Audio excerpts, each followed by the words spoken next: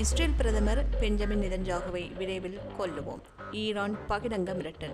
Netanyahu பேசும்போது கைகள் நடுங்கியது ஏன்? வெளியான வீடியோ ஆதாரம். இஸ்ரேலின் எலைட் ஃபோர்ஸ் அடித்து ஓடவிட்ட லெபனான் படை வீரர்கள் நடந்தது என்ன? ஈரானுடன் மோதுவதற்கு தயாரில்லை என்று அறிவித்த பிரிட்டன் மற்றும் பிரான்ஸ்.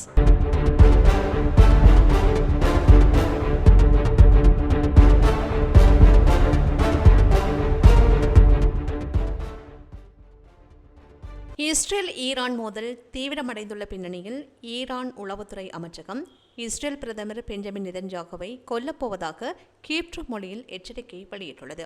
மேலும் அந்த எச்சரிக்கையில் இஸ்ரேல் பிரதமர் பெஞ்சமின் நெதன்யாகு இஸ்ரேல் பாதுகாப்பு அமைப்பின் தலைவர்களையும் கொல்லுவோம் என்றும் நெதன்யாகு உட்பட பலரின் பெயரை பயங்கரவாதிகள் என்றும் பட்டியலிட்டுள்ளதாக கூறப்படுகின்றது.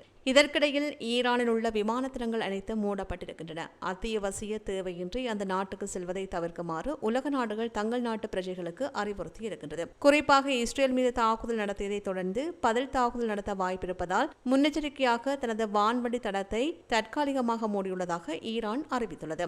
இதற்கமைய இன்று காலை வரை ஈரானில் அனைத்து விமான சேவைகளும் ரத்து செய்யப்பட்டுள்ளதாக அறிவிக்கப்பட்டுள்ளது.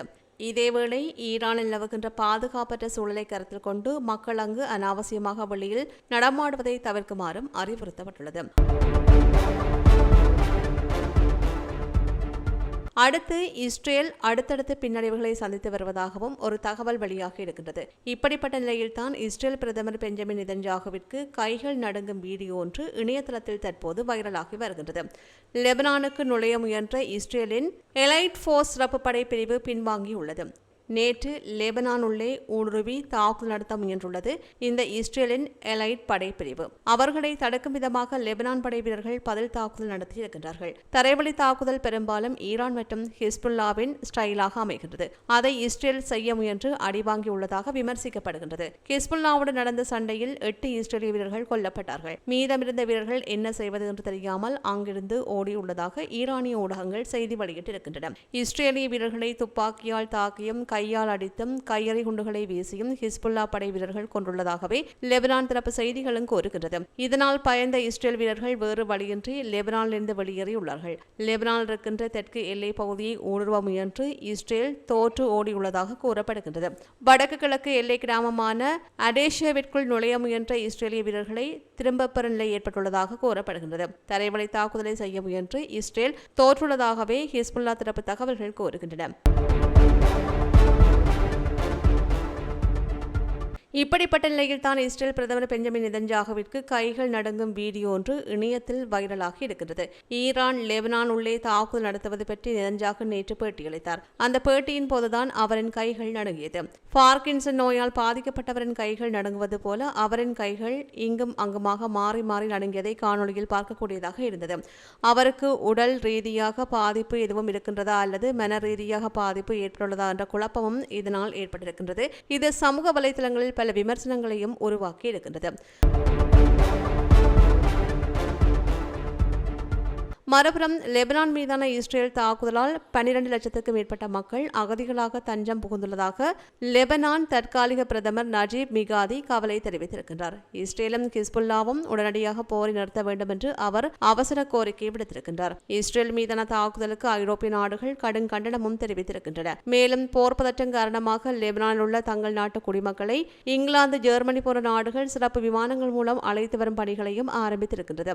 மறுபுறம் டென்மார்க், ஸ்வீடன் நாடுகளின் தலைநகரில் உள்ள இஸ்ரேலிய தூதரகம் அருகே குண்டுவெடிப்பு மற்றும் துப்பாக்கிச்சூடு சம்பவங்கள் அரங்கேறியதால் அங்கு பதற்றம் நிலவி வருகின்றது. அதைத் தொடர்ந்து உலக நாடுகளில் உள்ள இஸ்ரேலிய தூதரகத்திற்கு கூடுதல் பாதுகாப்புகள் போடப்பட்டிருக்கின்றது. மறுபுறம் அமெரிக்காவால் போரை நிறுத்த வாய்ப்பில்லை என்றும் இஸ்ரேல் மீது வலுவான செல்வாக்கை செலுத்தி போரை நிறுத்துவதற்கான மனோதிடம் அமெரிக்காவிற்கு இல்லை என்ற கருத்துக்களும் முன்வைக்கப்படுகின்றன. போரை நிறுத்துவதற்காக ஐநாவுக்கு ராஜ்ய செல்வாக்கு இருப்பதாக தெரியவில்லை என்றும் ஐநாவில் தீர்மானம் கொண்டு வந்தால் அதனை அமெரிக்கா எதிர்த்து வாக்களிக்கும் என்பதால் இந்த போர் தற்போது நிறைவு பெறாது என்றும் கூறப்படுகின்றது. இதற்கிடையில் ரஷ்யாவின் கவனமெல்லாம் உக்ரைனில் இருப்பதனால் பெரும் பதட்டமான சூழலை காணப்படுகின்றது.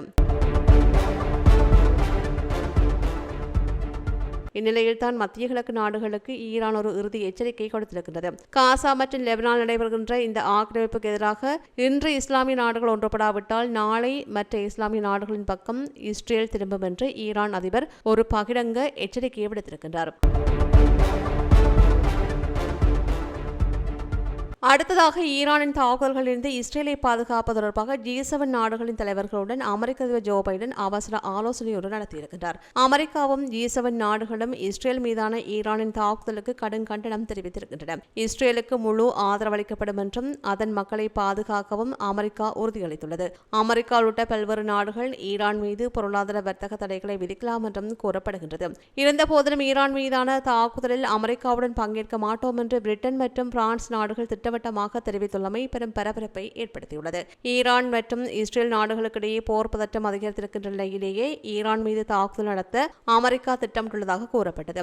அது மட்டுமன்றி ஈரான் மீது தாக்குதல் நடத்த மேற்கத்திய நாடுகள் அமெரிக்காவுக்கு ஆதரவு தெரிவிக்க வேண்டும் என்றும் கூறியது. இந்நிலையில் பிரான்ஸ் அதிபர் இமானுவேல் மேக்ரோன் மற்றும் பிரிட்டன் பிரதமர் கியர் ஸ்டார்மர் ஆகிய இருவரும் ஈரான் மீதான தாக்குதலில் அமெரிக்காவுடன் இணைய போவதில்லை என்று திட்டவட்டமாக அறிவித்துள்ளார்கள். மேலும் ஈரான் மீது தாக்குதல் நடத்த வேண்டாம் என்று இஸ்ரேலிடமும் இரு நாடுகளும் கேட்டுக் கொண்டிருக்கின்றன. இந்நிலையில் ஈரான் மீதான அமெரிக்காவின் தாக்குதலுக்கு பிரிட்டன் மற்றும் பிரான்ஸ் நாடுகள் ஒத்துழைப்பு வழங்கவில்லை என்பது இங்கு குறிப்பிடத்தக்கது. இதனால் அமெரிக்கா இந்த விவகாரத்தில் ஒதுங்கிக் கொள்ள வாய்ப்புகள் உள்ளதாகவே கூறப்படுகின்றது. இஸ்ரேல் மற்றும் ஈரான் பிரச்சினைகளை பேசி சுமூகமாக தீர்த்துக் கொள்ள வேண்டும் என்று உலக நாடுகளும் வலியுறுத்தி வருகின்றன. இதற்கிடையில் மத்திய கிழக்கு பகுதியில் மும்முரமாகி வருகின்ற போர் சூழல் காரணமாக எரிபொருள் விலை அதிகரிக்கும் அபாயம் ஏற்பட்டுள்ளதாக பிரித்தானியா சாரதிகளுக்கு எச்சரிக்கப்பட்டுள்ளது. விடயம் என்னவென்றால், எங்கோ யாருக்கோ சண்டை என்று யாரும் கவலைப்படாமல் இருக்க முடியாது. காரணம், எங்கு போர் வெடித்தாலும் அது உலகின் பொருளாதாரத்தை பாதிக்கும். உதாரணமாக, உக்ரைன் மீது ரஷ்யா போர் தொடுத்த நேரத்தில் பல நாடுகளில் உணவுப் பொருட்கள் தட்டுப்பாடு ஏற்படுத்த நினைவிருக்கலாம். அதேபோல் தற்போது இஸ்ரேல் மீதான ஈரான் மோதல் காரணமாக முக்கியமான பிரச்சினை ஒன்று ஏற்பட்டுள்ளது. அது எரிபொருள் விலை அதிகரிக்கும் அபாயம். 2 நாட்கள் கச்சா எண்ணெய் பெரலொன்றுக்கு சுமார் 5% அதிகரித்து $76 வரை ஏற்கனவே அதிகரித்தது. அது $100 வரை அதிகரிக்க வாய்ப்புள்ளது என்பதால் எரிபொருள் விலை அதிகரிக்க வாய்ப்புள்ளதாக பிரித்தானியா சாரதிகள் எச்சரிக்கப்பட்டுள்ளார்கள். இவை சமீபத்தில் வெளியான செய்திகளின் தொகுப்பாக காணப்படுகின்றன. செய்திகள் பற்றிய உங்களுடைய கருத்துக்களை கீழே இருக்கும் கமெண்ட்ஸ் பக்கத்தில் மறக்காமல் பதிவிடுங்க. மீண்டும் மற்றொரு காணொளியில் உங்களை சந்திக்கின்றேன். நன்றி. இது போன்ற பல செய்திகளை தெரிந்து கொள்ள நம்முடைய சமூக மீடியா யூடியூப் சேனலை சப்ஸ்கிரைப் செய்து அருகில் உள்ள பெல் பட்டனை கிளிக் செய்யுங்கள். மேலும் செய்திகளை உடனுக்குடன் தெரிந்து கொள்ள சமூகமீடியா.com என்ற இணையதளத்தின் வாயிலாக எங்களுடன் இணைந்திருங்கள்.